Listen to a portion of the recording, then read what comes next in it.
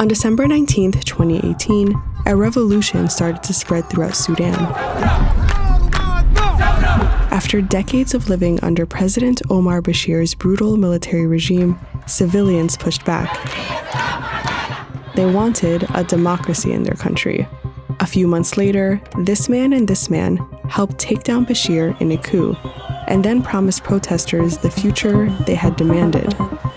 4 years later, the same two men are now at war with each other, tearing Sudan apart, killing hundreds of civilians. So how did Sudan go from this to this in such a short time? And how did these two powerful men go from partners to enemies? Clashes in Sudan intensified by the rapid support forces. Sudan has a long history of coups.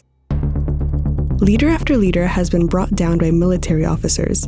The country's official military, now known as the Sudanese Armed Forces, or SAF, has held tremendous power in the country for nearly a century, and they started using that power soon after Sudan gained independence from Anglo-Egyptian rule. Sudanese flag now replaced the flags of those two nations. The first successful military coup happened in 1958. Abdullah Khalil, a retired military officer and sitting prime minister, overthrew his own civilian government to put Sudan under military rule. About a decade later, Colonel Jafar Namairi carried out another successful coup, bringing down a short-lived democracy. Then, in 1985, Namairi was out. This military officer took him down and later installed a new democratic government. 4 years later, Colonel Omar Bashir took down this government and appointed himself as the new head of state. But Bashir ended up being different from those that came before him. Given the pattern of military takeovers, Bashir knew he might suffer the same fate as previous leaders. So he used a strategy called coup-proofing, where he'd surround himself with protectors, but would keep each one in check so they couldn't overthrow him. It started with the SAF. Throughout his regime, Bashir bolstered the army and maintained a strong relationship with them. He relied on them heavily to crack down on an ongoing civil war in southern Sudan, where SAF and allied militias brutalized civilians on his command. Then, with the army busy in the south, another war started taking shape in the west. Darfur was in crisis. People here were historically neglected. Lack of medical supplies and necessary goods and little representation in Sudan's government left them feeling agitated for years. So, in 2003, while large portions of the army were tied up in the south, rebel groups attacked troops in this city in Darfur. And Bashir, in recognizing that this rebellion was taking place, instead of relying on the Sudan Armed Forces, or SAF, the conventional military, he instead decided to rely and arm local Arab militias in the region that were known as the Janjaweed. This group was brutal and focused on wiping out Darfuri rebels and civilians at Bashir's direction. Satellite imagery shows that the Janjaweed is likely responsible for destroying over 3,000 villages. SAF troops in Darfur were responsible for destruction there as well. Both groups are accused of mass killing, rape, and the targeted displacement of civilians. Together, they killed thousands of Darfuris. The events in Darfur showed Bashir how to keep his power, and he turned to the Janjaweed in search of another protector. Among the Janjaweed militias, there were a couple of men Bashir trusted and tried to bring into the central government. But there was one particular Janjaweed leader that Bashir trusted the most, Mohammed Hamdan Dagalo, or Hemeti. Bashir called him my protection, particular play on the Arabic word Himayti, which is my protection, versus Hemeti, which is his nickname. By 2011, the long and gruesome civil war here ended, with South Sudan gaining independence, leaving Bashir in a weak position. And soon after, Sudan's economy tanked. Many of the oil resources that sustained the country were based in the south, which was no longer under Bashir's control.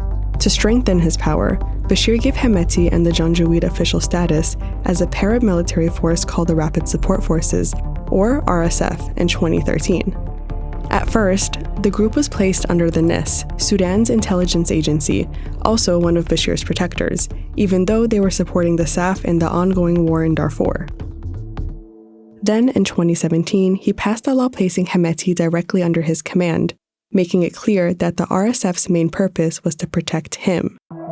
To maintain the RSF's loyalty, Bashir gave Hemeti financial autonomy and allowed him to take control of some of Darfur's gold mines, smuggle weapons and minerals into places like Chad and Libya, and send troops into war-torn regions in exchange for money. At the same time, Bashir continued to let the SAF have a hand in major industries like weapon production and telecommunications. While Bashir was busy making these two forces richer, civilians continued to struggle. Protests broke out in 2018 amid a really bad economic crisis. That's when Bashir faced his biggest challenge, putting his protection scheme to the test. The ultimate trigger was the government's budget, which allocated about 60 to 70% to the security sector, which included Bashir's protectors, while Sudanese people struggled for basic needs. This led to the biggest revolution in Sudan's history. Spontaneous protests broke out in different parts of the country, and then they shifted to Khartoum, in the capital city. Bashir refused to leave office.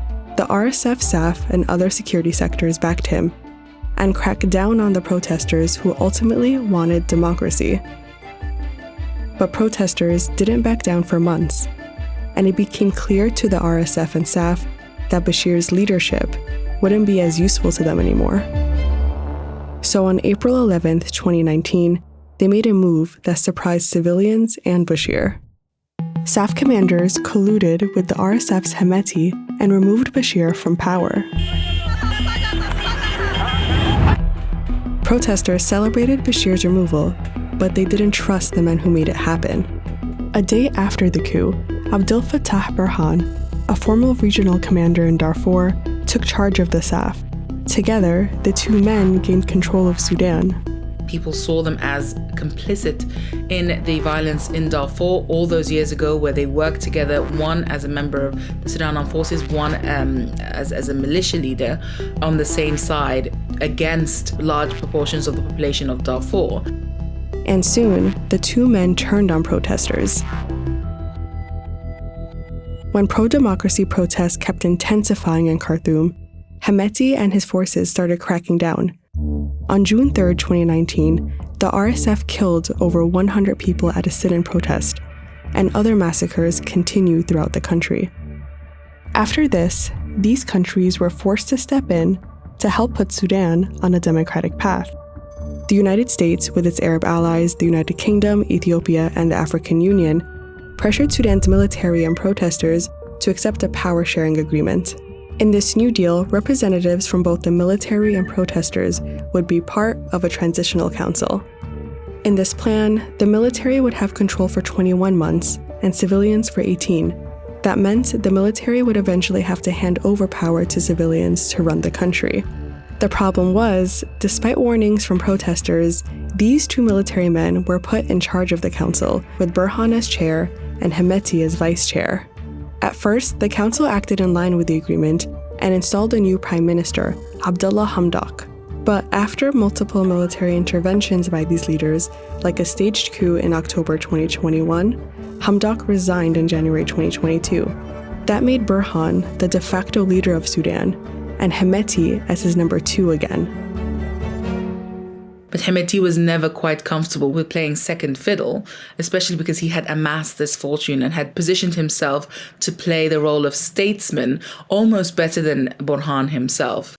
As Burhan developed personal alliances with leaders in the Middle East, Europe, and Asia over the years, Hemeti did the same, using his riches from the gold mines to build relationships with powerful individuals in those countries as well.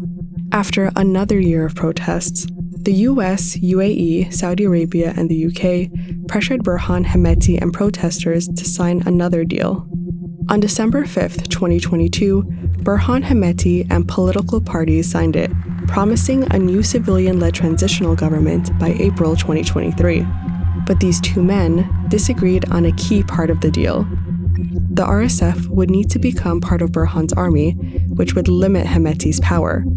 Burhan wanted that to happen in 2 years, but Hemeti proposed 10. That disagreement caused a big rift between Burhan and Hemeti, which led to the current conflict between the two men. They've placed hundreds of thousands of armed men across the country.